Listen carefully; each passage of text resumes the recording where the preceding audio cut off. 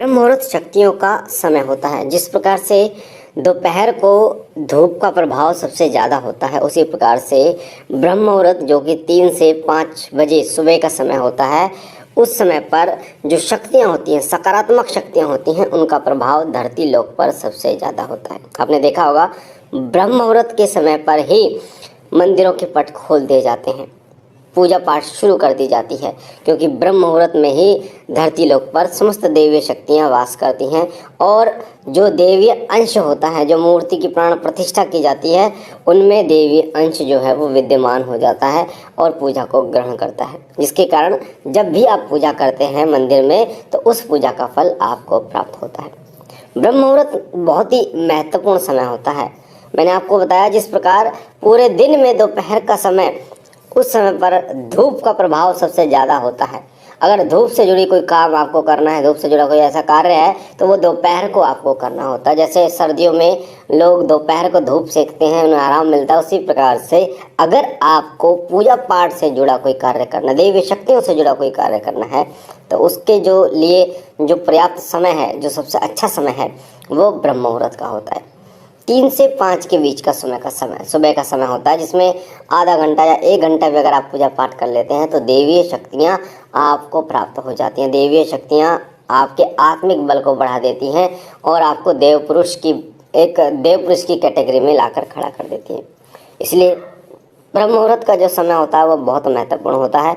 ब्रह्म मुहूर्त को अमृत बेला के नाम से जाना जाता है और इस अमृत बेला में आप यकीन मानिए कि आपको जो भी सपने दिखाई देते हैं वो सभी सपने सच होते हैं। ऐसा नहीं है कि कोई देवीय शक्ति या कोई देवीय सपना, कोई भी सपना, और ये सपने हो सकता है आज सच हो जाते हैं, हो सकता है कल सच हो जाते हैं। ब्रह्म मुहूर्त में दिखाए गए सपने या जो आपको दिखे सपने हैं, वो आपके निकट भविष्य में सत्य होते ही हैं। अगर आपको कुछ ऐसी चीज़ें ब्रह्म मुहूर्त में दिखाई दे रही हैं जो आपके जीवन को और ऊपर की तरफ ले जाती हैं, आपको सफलता की तरफ ले जाती हैं, तो इसमें कोई संदेह नहीं कि आप अपने भौतिक जीवन में बहुत अच्छे पद पर पहुंचेंगे। ब्रह्म मुहूर्त में ही अधिकतर साधकों को, भक्तों को देव दर्शन होते हैं, देवता के दर्शन होते हैं, और ब्रह्म मुहूर्त में ही अगर जो दर्शन आपको होते हैं वही सत्य स्वरूप होता है उस देवी या देवता का। यानी किसी भी देवी देवता के दर्शन आपको कई प्रकार से होते हैं। जैसे माता के दर्शन एक छोटी बच्ची के रूप में आपको हो सकते हैं, बूढ़ी औरत के रूप में हो सकते हैं, किसी औरत के रूप में हो सकते हैं, आपके माता के रूप में हो सकते हैं। ऐसे ही किसी बाबा के दर्शन आपको अलग अलग रूपों में होते हैं।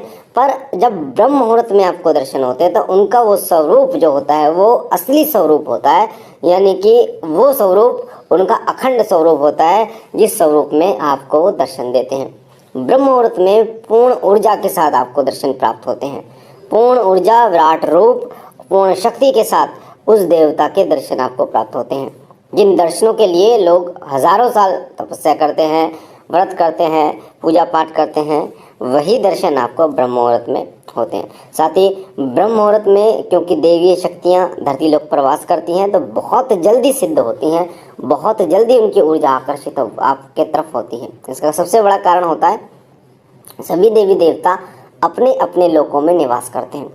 आपने देखा होगा जब हम साधना की बात करते हैं कि उत्तर दिशा में साधना करनी चाहिए मुख करके, पश्चिम दिशा में मुख करके साधना करनी चाहिए, पूर्व, पश्चिम, उत्तर, दक्षिण, कोई भी दिशा, अलग अलग देवी देवताओं की दिशा है, तो अलग अलग देवी देवताओं का स्थान है, तो उन देवी देवताओं के लोक की तरफ मुख करके साधना करनी चाहिए। इससे मतलब क्या होता है कि जब आप उनके लोक की तरफ मुख करके साधना करते हैं और मंत्र जाप करते हैं, तो आपके मुख से निकला मंत्र जाप सीधा उनके लोक तक जाता है, बहुत जल्दी उन पर पहुंचता है।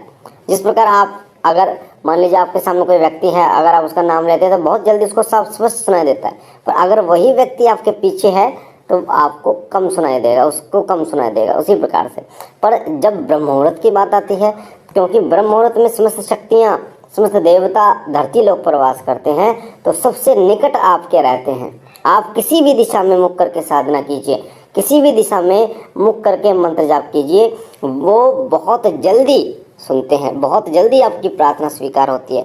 इसलिए ब्रह्म मुहूर्त में की गई प्रार्थना, विनती अखंड रूप से सुनी जाती है और आपकी विनती स्वीकार भी होती है। ब्रह्म मुहूर्त में जो हम पूजा पाठ करते हैं उसका सबसे ज़्यादा फल आपको प्राप्त होता है। और जितने भी देवीय शक्तियाँ होती हैं ये अधिकतर जो संकेत देती हैं अपना वो ब्रह्म मुहूर्त में देती हैं। कई लोग ऐसे हैं जिन पर देवी कृपा होती है तो उनकी आंखें ब्रह्म मुहूर्त में खुलती ही खुलती हैं। वो शक्तियाँ उनको बताती हैं कि उनका आगमन हो चुका है देवी शक्तियों का, और वो उठें और पूजा पाठ करें, उन्हें मनाएं। इसलिए उन्हें ब्रह्म मुहूर्त में बार बार ये संकेत दिखाई देते हैं, उनकी आंखें खुलती हैं।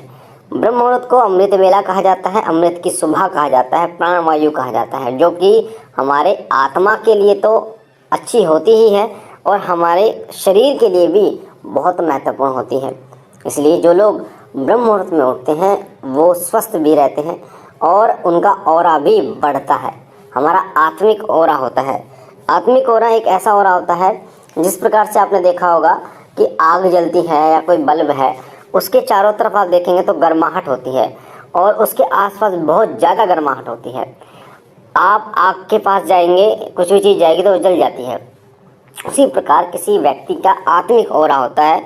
आत्मिक ऑरा इतना प्रबल होता है, जिस प्रकार आग के चारों तरफ गर्माहट होती है उसी प्रकार से आपके ऑरे के चारों तरफ एक वही ऊर्जा महसूस होती है।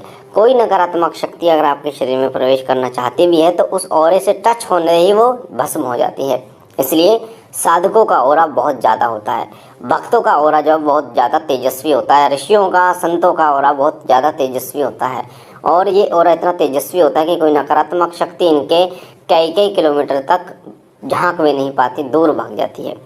तो जो लोग नकारात्मक शक्ति से परेशान हैं उन लोगों के लिए विशेष है कि वो साधना करें, वो ब्रह्म मुहूर्त में साधना करें, मंत्र जाप करें, जिससे उनका जो ऑरा है वो और ज़्यादा तेजस्वी हो और उनके अंदर एक देवीय शक्ति का विकास हो और देवीय ऊर्जाओं का विकास हो, जिससे वो समाज कल्याण भी कर सकें। और ये जो समाज कल्याण है, इसलिए इस पावन समय का सदुपयोग आपको करना चाहिए और इस समय का जितना हो पाए उतना लाभ आपको लेना चाहिए। जितना हो पाए ब्रह्म मुहूर्त में उठकर पूजा पाठ करनी चाहिए। आप ये कह सकते हैं कि ब्रह्म मुहूर्त का वो समय होता है जिस समय पर आप धनवान बनते हैं, जिस प्रकार उसी प्रकार आप देवीय शक्तियों से धनवान बनते चले जाते हैं और देवीय शक्तियां आप पर सदैव कृपा करती हैं। मैं आपको बता दूं, ब्रह्म मुहूर्त में किए गए मंत्र जाप जो सिद्ध हो जाता है वो उसको बार बार सिद्ध करने की आवश्यकता नहीं पड़ती, वो सदैव आपका साथ देता है और तीव्र गति से साथ देता है। आपको कई बार ऐसा होता है कि मंत्र की शक्ति जो है क्षीण हो जाती है, आप उसको 108 बार जब करते हैं तब जाके वो कार्य करता है। पर ब्रह्म मुहूर्त में किया गया मंत्र जाप अगर सिद्ध हो गया तो मात्र आप वो से 3 से 4 बार पढ़ते ही वो तुरंत कार्य करता है और आपके जो कार्य को सफल करता है। इसलिए ब्रह्म मुहूर्त में साधना कीजिए, ब्रह्म मुहूर्त में देवी शक्तियों को जागृत कीजिए और अपने आप को अपने